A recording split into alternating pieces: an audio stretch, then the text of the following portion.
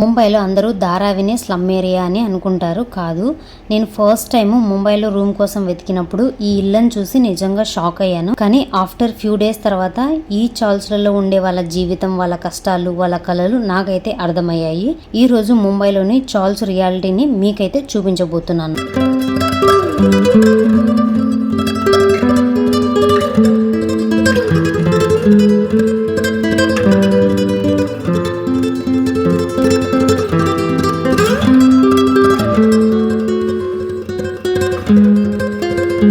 Hello అందరికీ, welcome back to Mahanati Savi channel.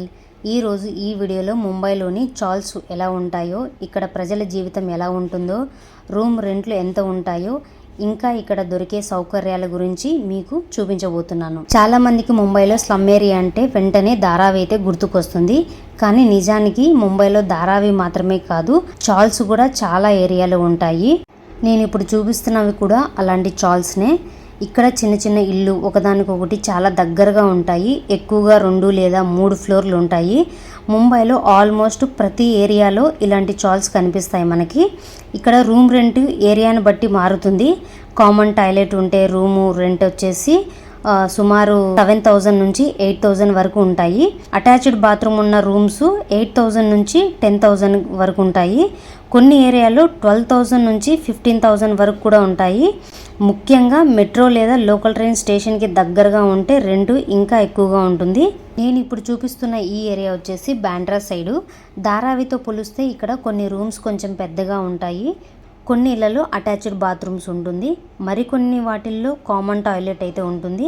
ఇక్కడ సందులు మాత్రం చాలా ఇరుగ్గా ఉంటాయి. అయినా కూడా వేలాది మంది కుటుంబాలు ఇక్కడే జీవిస్తూ ఉంటారు. ప్రతి చాల్స్లలో పైకి వెళ్ళడానికి ఇలాంటి చిన్న చిన్న మెట్లు అయితే ఉంటాయి. ఫ్రిడ్జ్, గ్యాస్ సిలిండర్స్, బ్యాగ్స్ లాంటి పెద్ద పెద్ద వస్తువులను కూడా ఈ మెట్ల ద్వారానే ఇంట్లోకి తీసుకెళ్తారనమాట.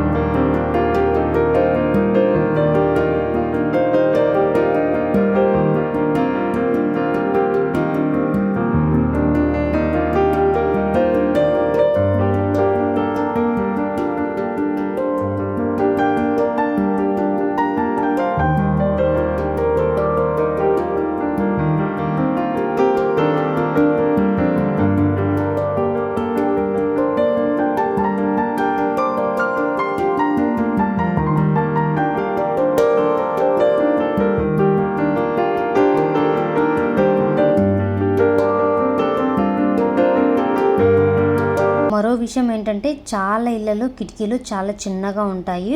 అందువల్ల న్యాచురల్ గాలి, వెలుతురు కూడా ఎక్కువ రాదు.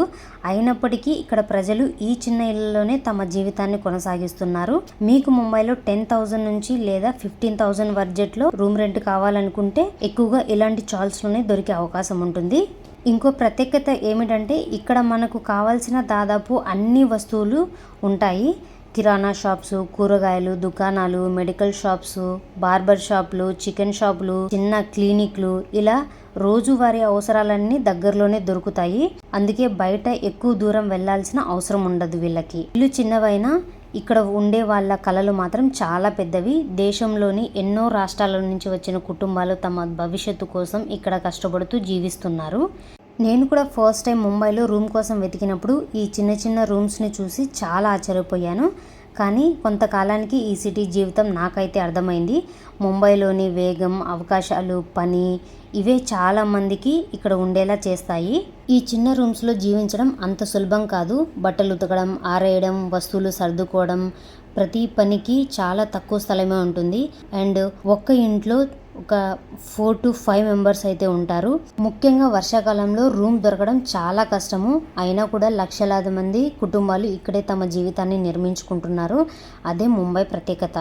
చూసారు కదా, ఈ వీడియో ఎలా అనిపించిందో. మీకు నచ్చితే లైక్ చేయండి, మీ అభిప్రాయాన్ని కమెంట్లో చెప్పండి.